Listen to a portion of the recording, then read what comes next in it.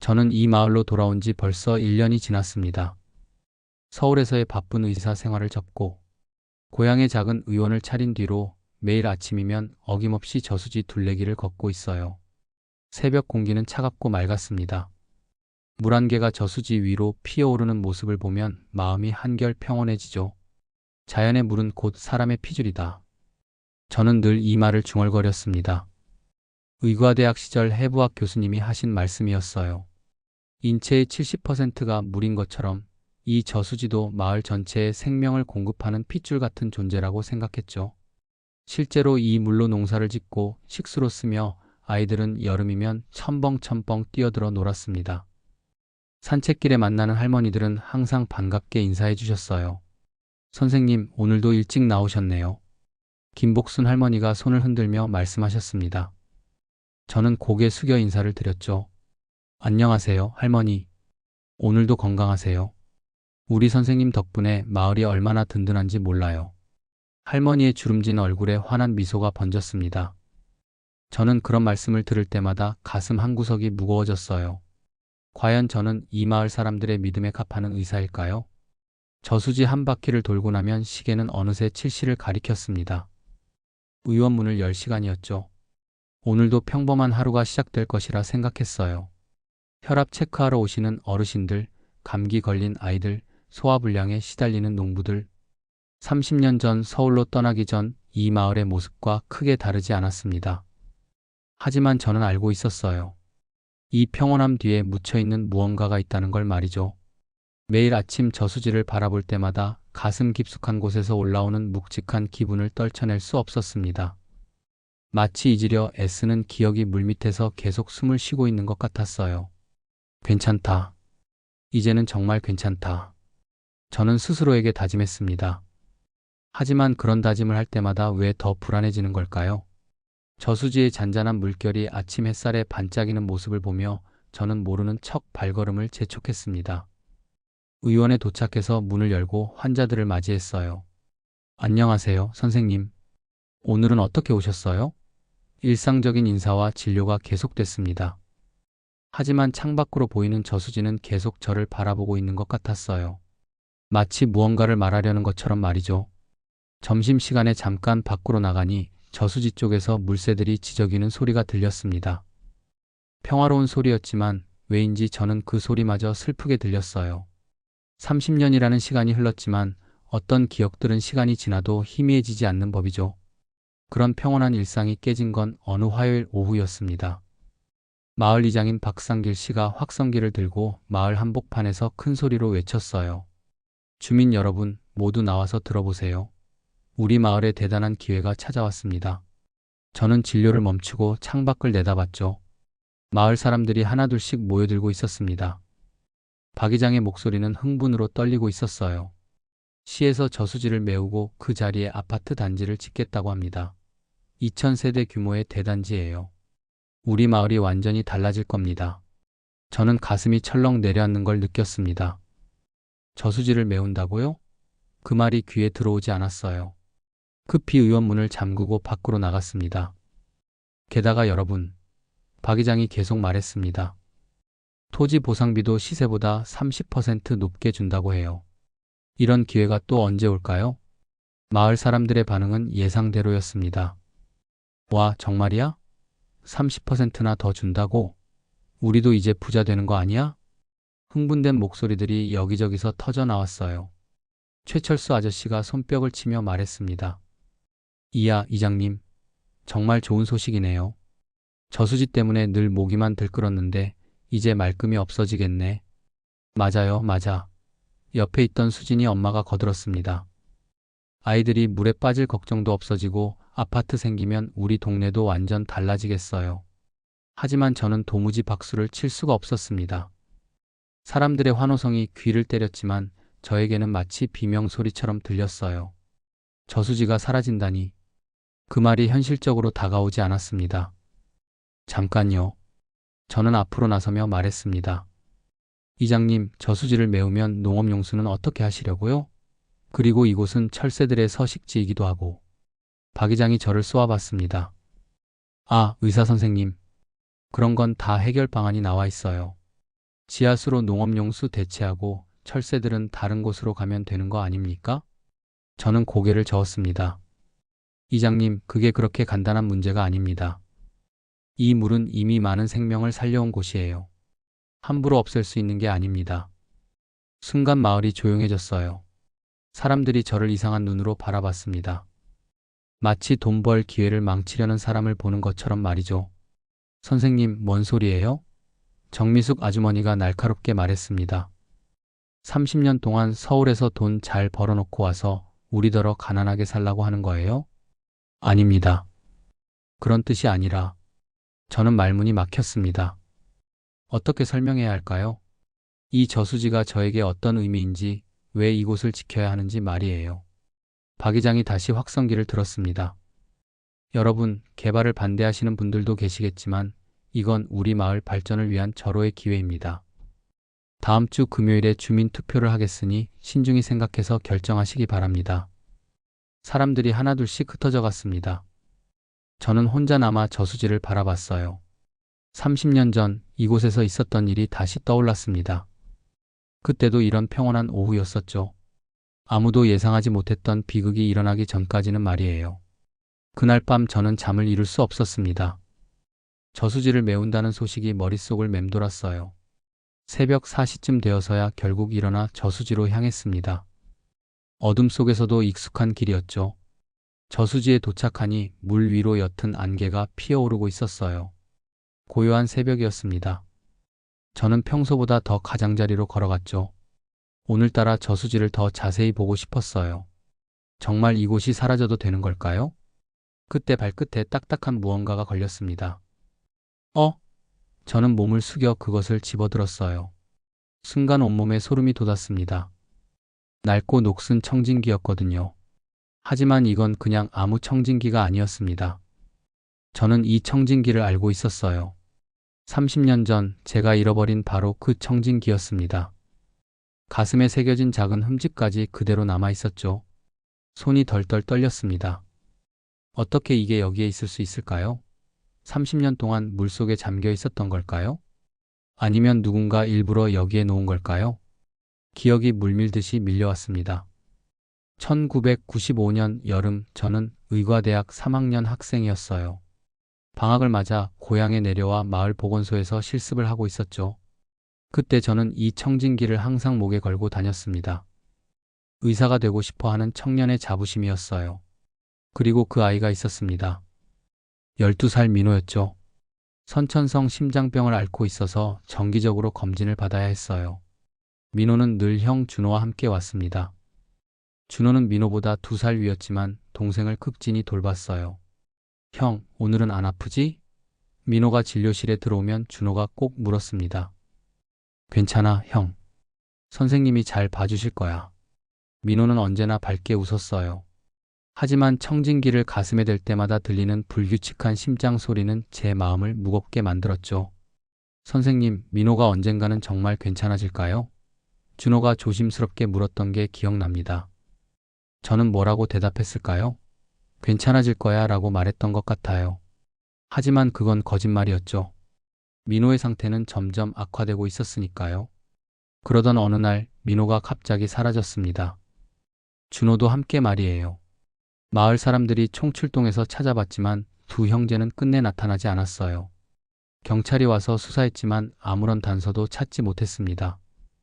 그리고 바로 그날 저는 제 청진기를 잃어버렸어요. 어디서 떨어뜨렸는지 기억나지 않았습니다. 아이들을 찾으러 마을 곳곳을 뛰어다니다가 잃어버린 것 같았죠. 그때는 청진기 따위는 중요하지 않았어요. 아이들이 무사히 돌아오기만 바랐으니까요. 하지만 아이들은 끝내 돌아오지 않았습니다. 저는 그 여름이 끝나고 서울로 올라갔어요. 의과대학을 졸업하고 전문의가 되고 결혼도 하고 아이도 낳았죠. 바쁜 일상 속에서 민호와 준호의 기억은 점점 흐려졌습니다. 아니, 흐려지게 만들었다고 해야 맞을 거예요. 저는 일부러 그 기억을 지우려 했어요. 너무 아팠거든요. 제가 더 잘했다면, 민호의 상태를 더 정확히 파악했다면, 그날 아이들이 어디로 가는지 알았다면, 수많은 가정이 저를 괴롭혔습니다. 지금 제 손에 들린 이 청진기를 보니 모든 게 선명하게 되살아났어요. 민호의 환한 웃음, 준호의 걱정스러운 눈빛, 그리고 그들이 사라진 그날의 절망감까지 말이죠. 저수지의 물이 새벽 바람에 잔잔히 일렁였습니다. 혹시 이 청진기가 저에게 무언가를 말하려는 걸까요? 30년 동안 물밑에서 기다리고 있었던 진실을 말이에요. 저는 청진기를 가슴에 꼭 안고 의원으로 돌아갔습니다. 이제 더 이상 모른 척할 수는 없을 것 같았어요. 주민투표일이 다가올수록 마을 분위기는 더욱 들뜨기 시작했습니다. 저는 며칠 동안 고민했어요. 정말 이대로 두어도 되는 걸까요? 아이들의 실종과 이 저수지가 관련이 있다면 어떻게 해야 할까요? 결국 저는 용기를 내기로 했습니다. 마을회관에서 열린 주민 설명회에 참석했어요. 박 의장이 개발 계획을 설명하고 있었죠. 이 아파트 단지가 들어서면 우리 마을 인구가 2배로 늘어납니다. 상권도 활성화되고 집값도 오를 거예요. 박수 소리가 회관을 가득 메웠습니다. 저는 천천히 일어났어요. 이장님, 죄송하지만 제가 한 말씀 드려도 될까요? 박 의장이 인상을 찌푸렸습니다. 무슨 말씀이신지요, 선생님? 저는 가슴에서 청진기를 꺼냈습니다. 사람들이 웅성거리기 시작했어요. 이건 30년 전 제가 잃어버린 청진기입니다.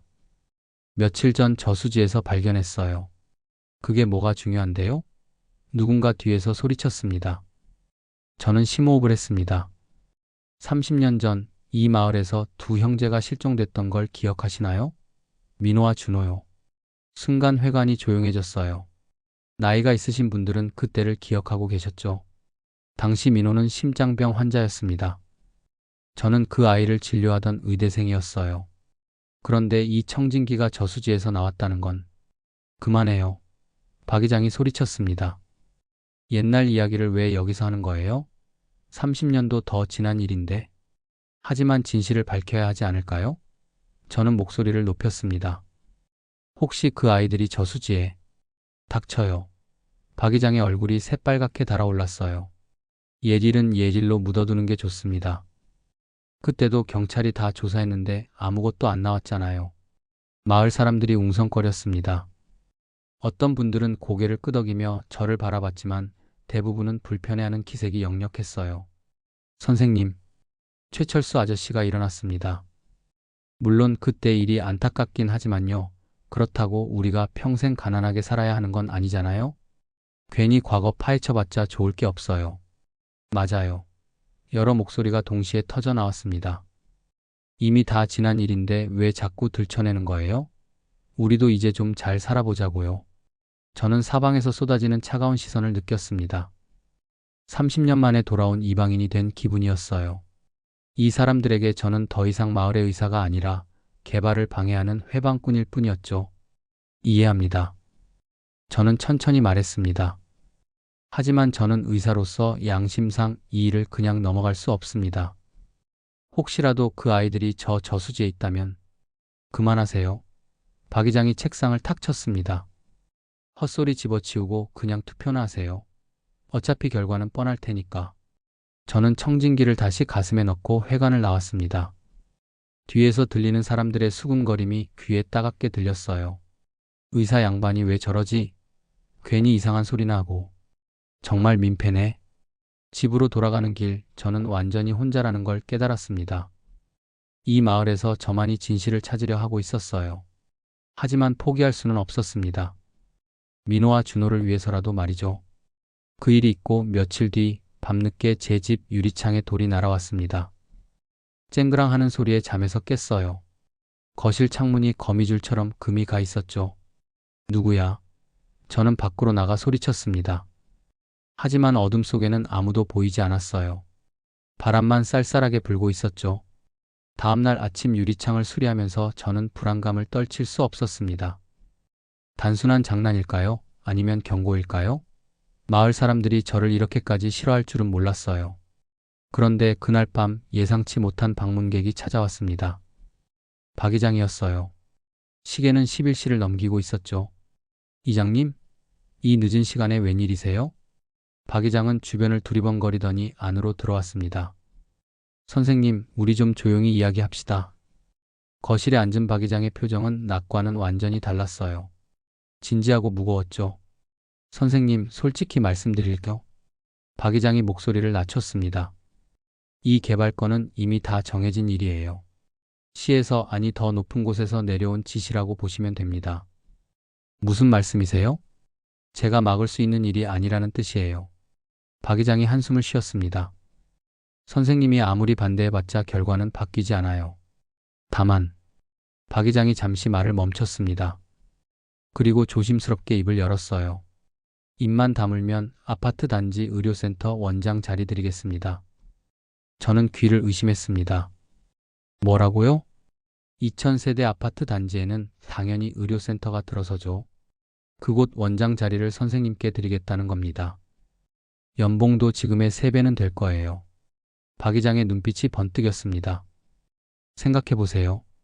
30년 전 일은 어차피 묻혀버린 과거잖아요. 그걸 파헤친다고 죽은 아이들이 살아 돌아올까요?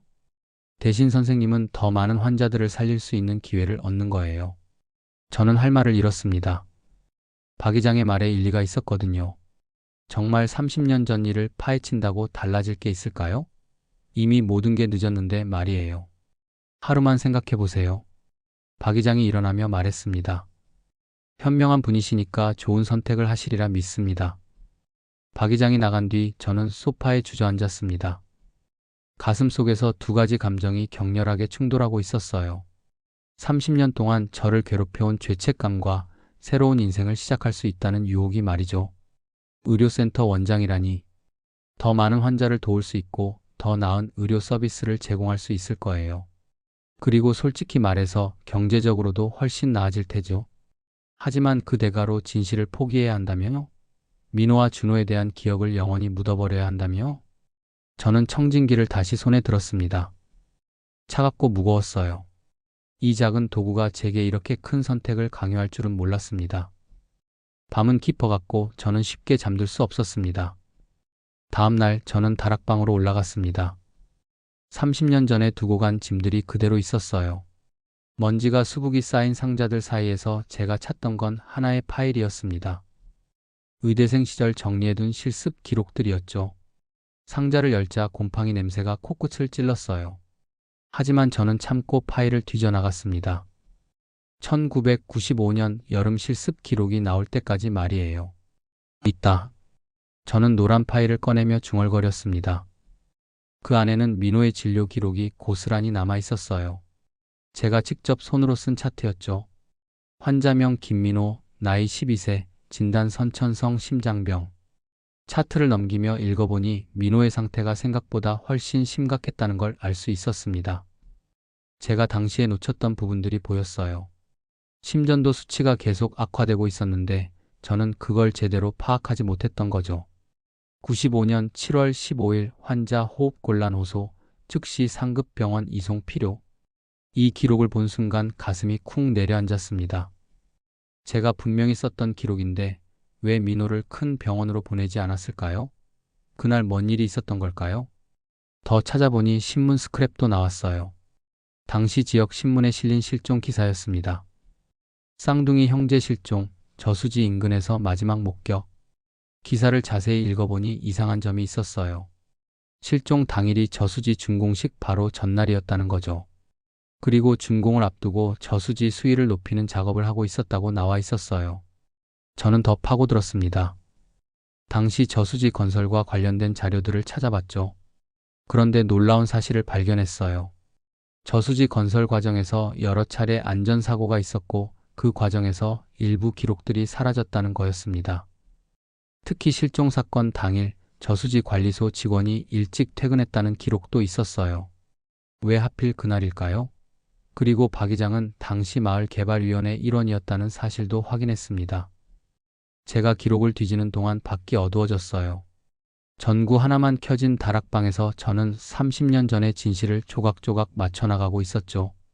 민호의 의료 기록을 다시 보니 더욱 의심스러운 부분이 있었습니다. 실종 당일 오전에 민호가 의료진을 찾아왔던 기록이 있는데 그때 상태가 매우 좋지 않았다고 적혀 있었어요. 그런데 오후에 형과 함께 저수지로 갔다는 목격담이 있었죠. 이상해. 저는 혼잣말을 했습니다. 몸이 그렇게 안 좋았는데 왜 저수지까지 갔을까? 더 놀라운 건 실종 신고 시간이었어요. 아이들이 사라진 게 오후 3시경인데 신고는 밤 10시가 넘어서야 들어왔다는 거였습니다. 7시간이나 차이가 났어요. 왜 이렇게 늦게 신고했을까요? 저는 당시 신문을 더 찾아봤습니다. 실종 사건 이후 저수지 준공이 예정대로 진행됐다는 기사가 있었어요. 아이들 실종에도 불구하고 저수지 준공 강행, 마을 발전을 위해 어쩔 수 없는 선택이라는 제목이었죠. 자연의 물은 곧 사람의 피줄. 제가 매일 중얼거리던 그 말이 새삼 무섭게 다가왔습니다. 혹시 이 저수지의 물이 정말 누군가의 피와 섞여 있는 건 아닐까요? 저는 모든 자료를 정리해서 봉투에 넣었습니다. 이제 결정해야 할 때였어요. 이 증거들을 공개할 것인가, 아니면 박 이장의 제안을 받아들일 것인가. 창밖으로 저수지가 보였습니다. 달빛에 반짝이는 수면이 예전과는 다르게 보였어요. 마치 무언가를 숨기고 있는 것처럼 말이죠. 제 손에는 여전히 그 낡은 청진기가 들려 있었습니다. 30년 동안 물밑에서 진실을 지켜온 유일한 증인이었죠. 마을 투표일 전날 저는 마지막 설명회에 참석했습니다. 이번엔 준비를 단단히 하고 갔어요. 30년 전 자료들을 모두 가져갔죠. 회관은 마을 사람들로 가득했습니다. 모두들 내일 투표 결과를 확신하는 듯한 표정이었어요. 박 이장이 마지막 설득을 하고 있었죠. 여러분, 내일 투표에서 개발 찬성의 표를 던져주시기 바랍니다. 우리 마을의 미래가 걸린 일이에요. 박수가 터져 나왔습니다. 저는 천천히 일어났어요. 이장님, 투표 전에 마을 사람들이 알아야 할 것이 있습니다. 박 이장의 얼굴이 굳었습니다. 또 무슨 옛날 이야기를 하시려고요? 저는 가방에서 청진기와 파일들을 꺼냈습니다. 이건 옛날 이야기가 아니에요. 우리가 꼭 알아야 할 진실입니다. 사람들이 웅성거리기 시작했어요. 저는 떨리는 목소리로 말을 이어갔죠.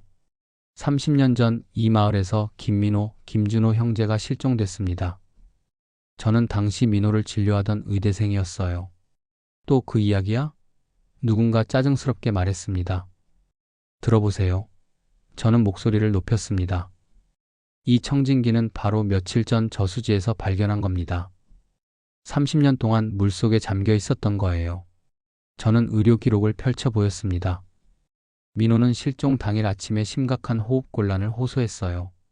즉시 큰 병원으로 이송했어야 할 상황이었죠. 그런데 왜 오후에 저수지까지 갔을까요? 마을이 조용해졌습니다. 사람들의 표정이 진지해지기 시작했어요. 그리고 신고 시간도 이상해요. 저는 신문 스크랩을 들어 보였습니다. 오후 3시에 실종됐는데 신고는 밤 10시에 들어왔어요. 7시간이나 늦었죠. 그게 뭐가 이상한데? 박 이장이 가로막으려 했습니다. 더 이상한 건 이거예요.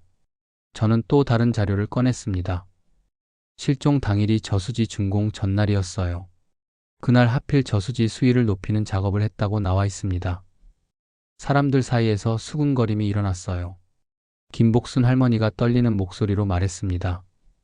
그러고 보니 그때 물이 갑자기 많이 불어났었지. 할머니, 혹시 더 기억나시는 게 있으세요?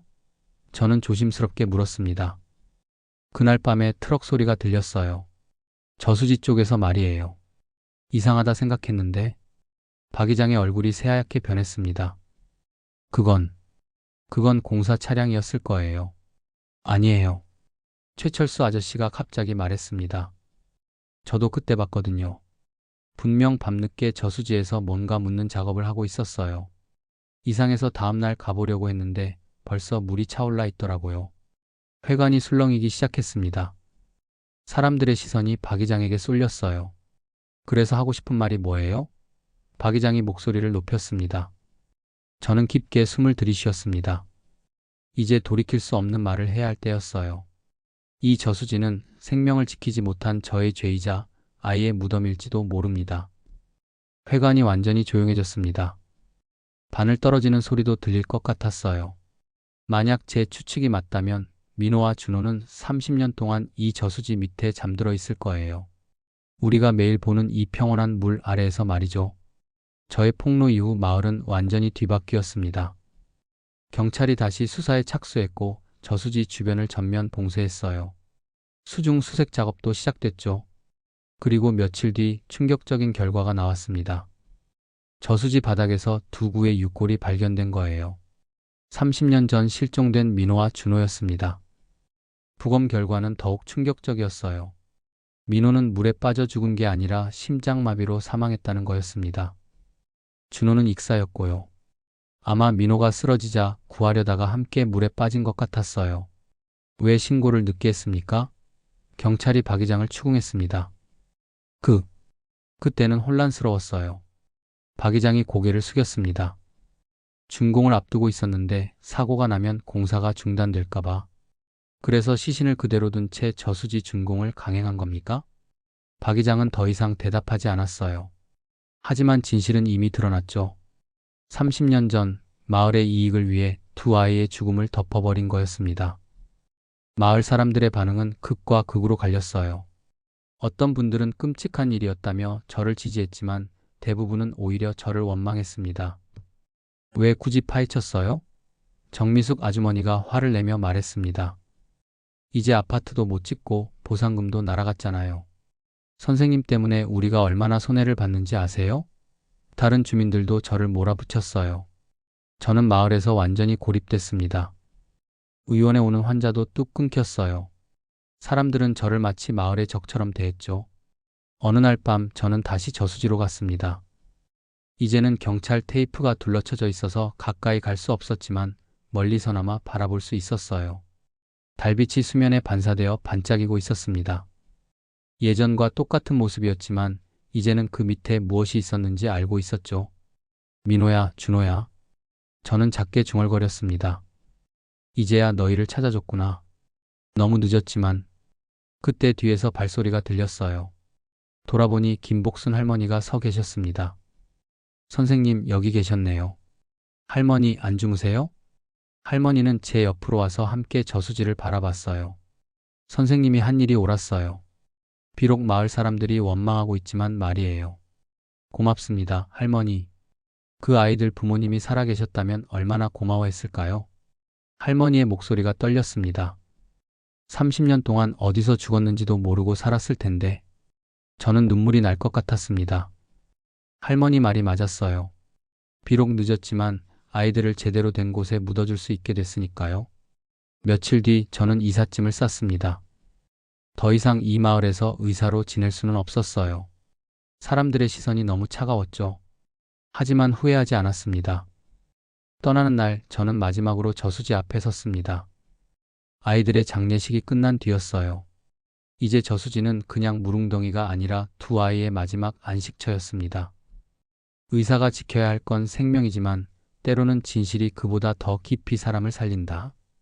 저는 이 말을 하면서 청진기를 가슴에 꼭 눌러 안았습니다. 30년 만에 찾은 이 청진기가 저에게 가르쳐 준 것은 의술이 아니라 양심이었어요. 새로운 곳에서 새로운 시작을 해야겠죠. 비록 많은 것을 잃었지만 저는 마침내 30년 동안 저를 괴롭혀온 죄책감에서 해방될 수 있었습니다. 그리고 무엇보다 민호와 준호가 이제 평안히 잠들 수 있게 됐으니까요. 저수지의 물은 여전히 잔잔했습니다. 하지만 이제 그 물 아래에는 비밀이 아니라 진실이 있었어요. 그것만으로도 충분했습니다.